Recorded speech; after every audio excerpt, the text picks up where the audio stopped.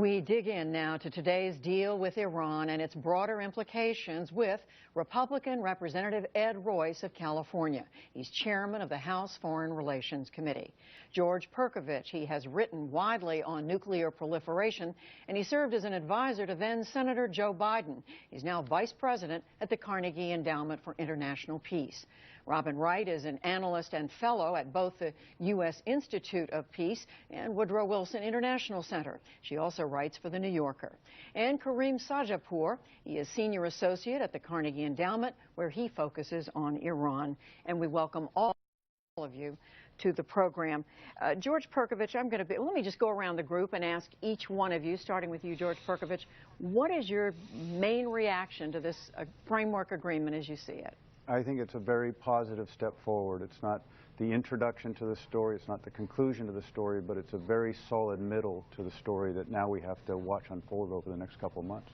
Chairman Royce, your reaction?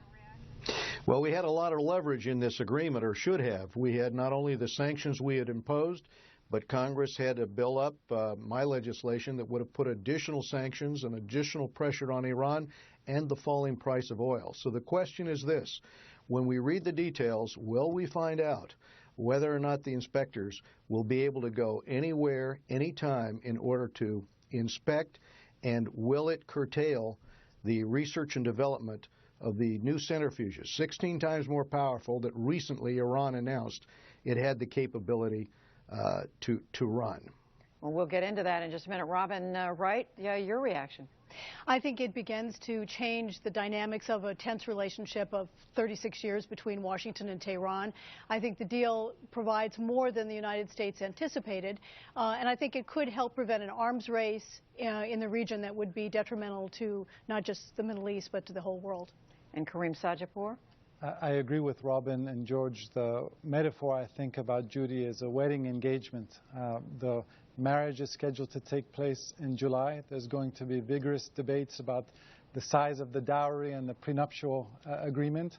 And if indeed the wedding happens on time, which past this precedent will likely be delayed, the marriage is going to have profound mistrust between the two sides and many saboteurs, but there's no great alternative. Well, let's try to hit some of these points that all of you have raised. George Perkovich, what are the main elements of this framework as you see it that you think will prevent Iran from breaking out with a nuclear weapon? Well, there's several. The key that people have focused on is in the enrichment area, and there are limits, very importantly. So for 15 years, Iran won't be able to have more than 300 kilograms of low-enriched uranium. That paired with limits on the number of centrifuges means that they won't be able to produce enough highly enriched uranium for a bomb within a year's time for those first 10 and then 15 years of the agreement. So that's a big one. The second thing goes to inspections, and it's very important. In an unprecedented way, they've agreed to monitor the supply chain for all of Iran's nuclear program, and that everything Iran procures would have to go through a declared channel. That would mean there's no secret procurement that would be allowed in Iran. So if intelligence agencies detected them trying to buy things secretly or procuring them secretly, that would be a violation of the agreement, which makes intelligence much easier to manage here. Chairman Royce, what about that? You raised inspections, and you also raised their capacity to enrich. Right, because the question is, will the military facilities be inspected? Fordo, for example, was supposed to be closed. Now it's our understanding that that particular research facility will remain open. Prior to these latest rounds of negotiation, the word was, don't worry too much about it. They won't have the uranium in their hands. It will be sent offshore. It will be sent to Russia to be reprocessed there. Now we find out that the Ayatollah obviously has stepped in on the negotiation and said, no, we're not going to lose control of that uranium. Now it might be treated, but nevertheless the stockpile will remain in the hands of the Iranian regime unless somehow we reverse and win on this point. So what I see is a steady erosion, starting with the loss of this argument over enrichment, where originally we weren't going to give up on the right of Iran to enrich.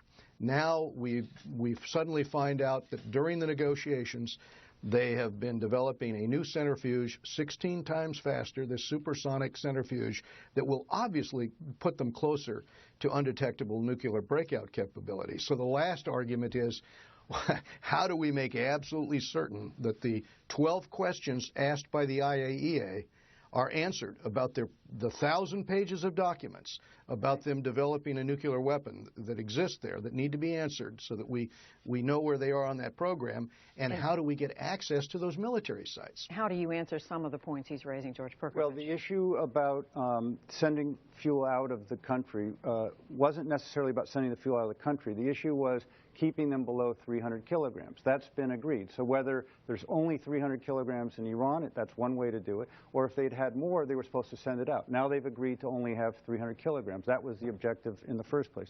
The Fordo facility that the Congressman mentioned, that will be inspected. It is inspected now. It will be inspected going forward. The issue about a super centrifuge, the agreement talks about monitoring and only doing research and development as agreed. So it's been addressed. They will do some R&D. That has to be negotiated, but it would be under agreed terms going forward, and there'll be a limit in terms of time when they could do that. The last issue he mentioned, the possible military dimensions. This is about the past activities of Iran, right, and that does have to be addressed. And this preliminary statement doesn't say exactly how that will be done. It says that it should be done. And the whole point is this is now a gateway into another couple of months of negotiating where that obviously would have to be addressed. And I want to come back to Chairman Royce in just a minute, but I want to bring in Kareem Sajapur and Robin right now. Kareem, this is what the Americans are hearing about this deal. Are Iranians going to be hearing the same thing, and what is the reaction going to be there? The reaction is just trickling out now, Judy, and so far some of the hardline forces have come out very critical of the deal.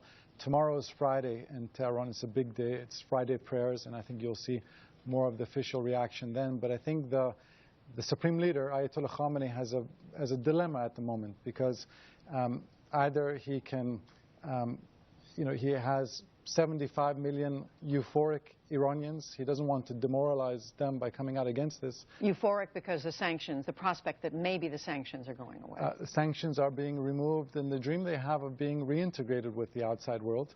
But then he has his long-standing hardline political base, and if he endorses this agreement, he's going to alienate them. So this is really a dilemma for him. How do you see not only the reaction in Iran, Robin, but the reaction in the region? The president's already been on the phone today with the King of Saudi Arabia trying to reassure him. Well, it's very clear that the region's going to be very nervous about a nuclear deal, not just because it, again, opens a xenophobic regime that's been isolated and given the Gulf states particularly a political, a military, and economic edge with the outside world. This changes the balance of power.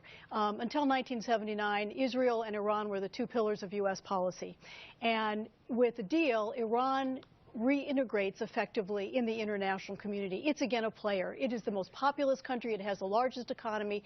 It is a huge attraction for whether it's Western business, Western tourists, just some kind of engagement. And the Gulf states are very nervous that the role that they have played, particularly Saudi Arabia and Egypt as well, since 1979, will be replaced by Iran, which of course has interests across the region and is a player in a lot of different countries that we also have concerns about.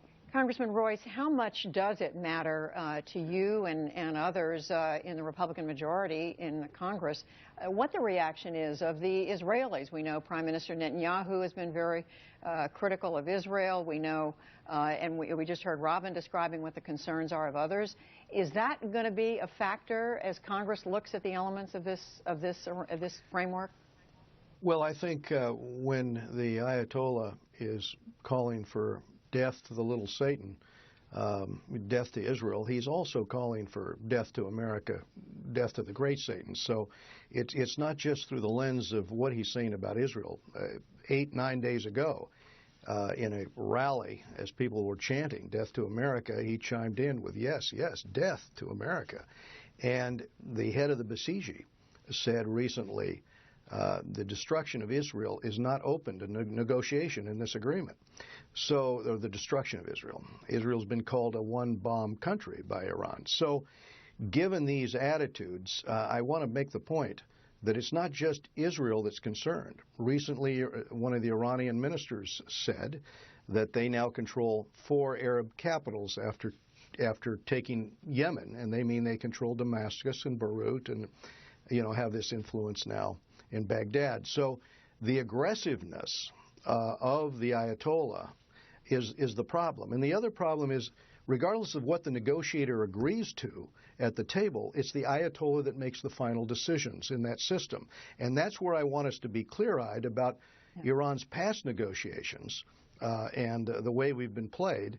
We don't want this to end up like North Korea, where we think we have an agreement like we did in the 94 Framework Agreement, and then find out that somebody cheated, crept out from underneath the agreement, and suddenly has both the ICBMs and the undetectable nuclear breakout capability to deliver them.